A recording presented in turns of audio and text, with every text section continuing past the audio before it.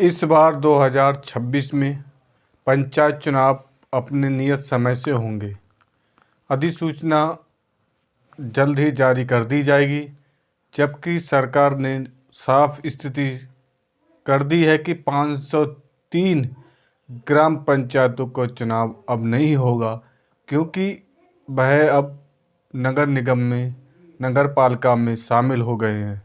अब 57,691 ग्राम प्रधानों का चुनाव पूरे यूपी में होगा, जबकि इससे पहले 500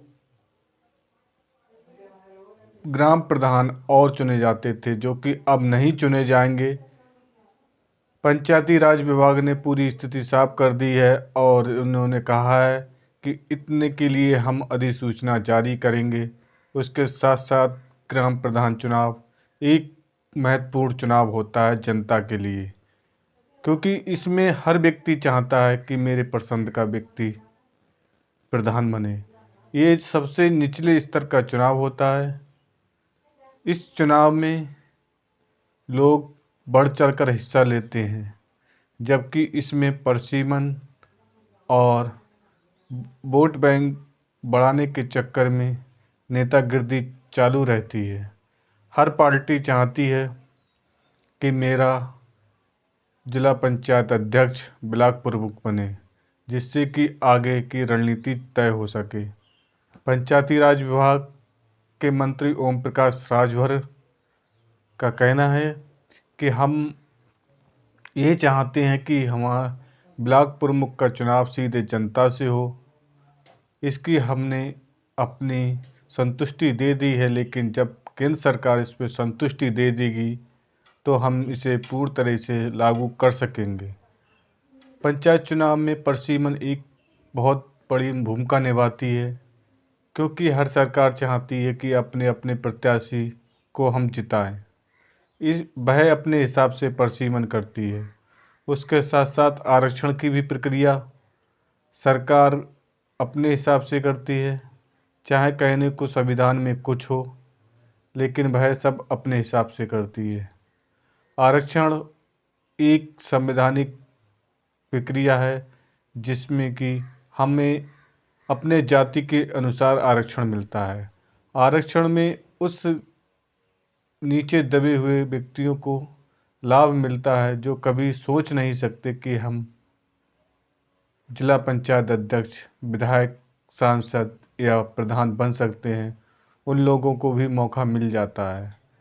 भारतीय जनता पार्टी की प्रदेश में सरकार है। वह चाहेगी कि हमारे जिला पंचायत अध्यक्ष और ब्लॉक प्रमुख अधिक से अधिक बने। उस आधार पर वह आरक्षण लागू करेगी।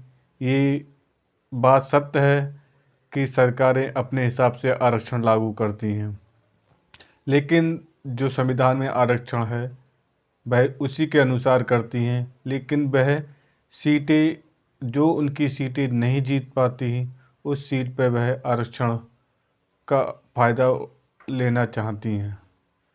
भारतीय जनता पार्टी लगातार 2 बार विधानसभा चुनाव और 3 बार लोकसभा चुनाव जीत चुकी है।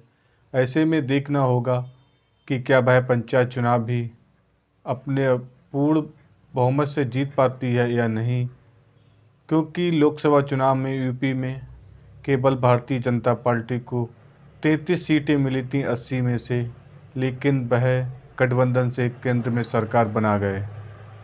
पंचायत चुनाव प्रक्रिया अपने चरम पर है, क्योंकि चुनाव आयोग चाहता है कि अपने नियत समय से ही चुनाव हो और पूर्ण कार्यकाल में चुनाव हो, जिसको मद्देनज़र चुनाव आयोग पूरी सतर्कता से कार्य कर रहा है और कभी कभी बीच बीच में अपडेट देता रहता है। हमने ये कार्य किया और अब हम ये कार्य करने जा रहे हैं, और इससे गांव में सरगर्मी तेज हो गई है। जो पंचायत चुनाव को लेकर प्रत्याशी अपना अपना दावा ठोक रहे हैं और अपने अपने कार्य में करने के लिए आगे सोच रहे हैं।